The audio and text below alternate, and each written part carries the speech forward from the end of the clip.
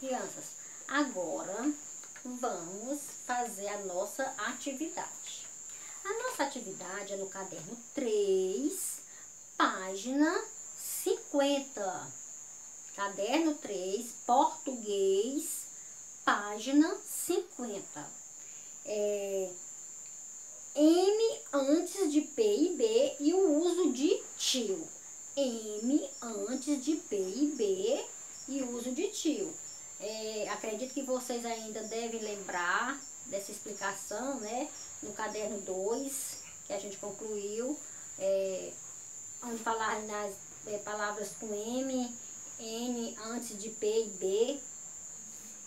Aí aqui a gente vai fazer uma revisãozinha. O M antes de P e de B. E o uso do tio. Na quinta questão, diz assim: leia em voz alta as duplas de palavras. Vamos ver lá. Ó. Padeiro, pandeiro. Roda, ronda. Vida, vinda. Sobra, sombra. Lobo, lombo. Tapa, tampa. Certo? Essa foi a quinta questão que diz: leia em voz alta as duplas de palavras. Aí, que mudanças se deram na segunda coluna? Vocês prestarem atenção que na primeira coluna é uma pronúncia, na segunda é outra. Por exemplo, padeiro, pandeiro. É o que teve um acréscimo. Qual foi o acréscimo que teve? Teve alterações na pronúncia? Continuou a mesma pronúncia? Não, né? Então você vai dizer, como a tia Cláudia até colocou aqui no quadro, ó, tio. Olha o tio.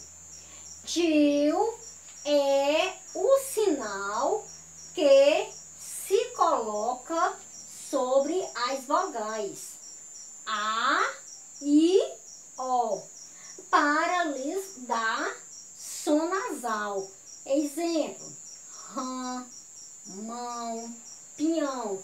Então, o tio é o sinal que se coloca sobre as vogais. As vogais A e O, para lhe dar um som nasal. Quando é que a gente usa o tio? A gente usa o sinal do tio na vogaizinha A e O, para lhe dar um som nasal. Aí a gente vai para a página 51. Sexta questão. Agora leia em voz alta as palavras e observe a presença do tio. E foi o que a tia Cláudia acabou de explicar.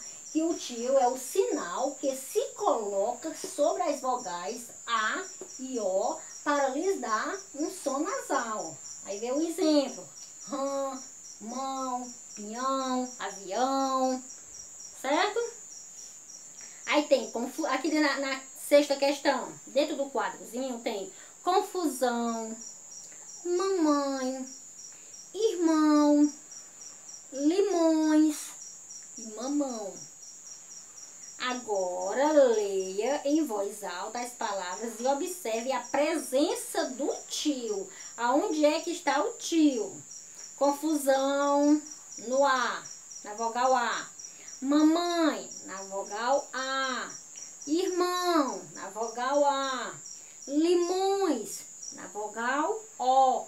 E mamão, na vogal A. Na sétima questão, diz assim: leia as palavras em voz alta. Aí tem mamãe, irmão, mamão, tio, vovô, parente, papai, avó, limões, mala.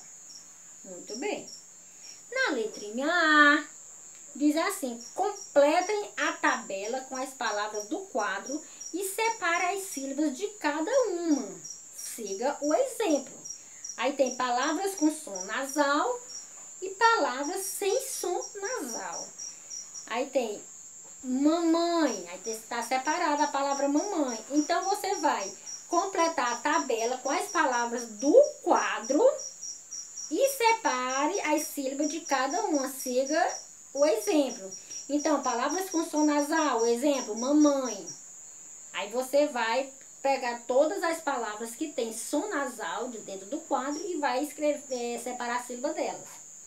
E vai também separar a sílaba das palavras que não tem som nasal, palavras sem som nasal. Porque dentro do quadro tem palavras com som nasal e tem palavras sem som nasal. Letra B. Circule as palavras com som nasal nas palavras da tabela. Circulem as sílabas com som nasal nas palavras da tabela. Letra C. Nas sílabas circuladas, como o som nasal é representado? Nas sílabas circuladas, como o som nasal é representado? Aí você vem para a página 52, a 8ª questão. Encontre no diagrama 10 palavras com som nasal, marcado por M, na primeira sílaba. Escreva nas linhas ao lado do quadro.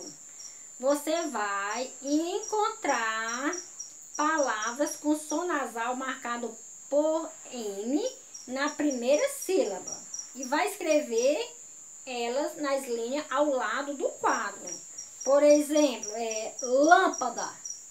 É só um exemplo. Aí você pesquisa as outras. Na letra A, pinte nas palavras listadas a letra que vem depois do M. Pinte nas palavras listadas a letra que vem depois do M. Letra B. Responda oralmente antes de que letras se usa M para indicar o som nasal. Usa-se M antes das letras P e B. Usa-se M antes das letras P e B. Toda vez que você for escrever uma palavrinha que você vê essas consoantes, você lembra. Antes do P e do B se usa a letra M. Na 9ª questão, a respeito das palavras com som nasal, leia. Usamos sempre a letra M antes de P e B.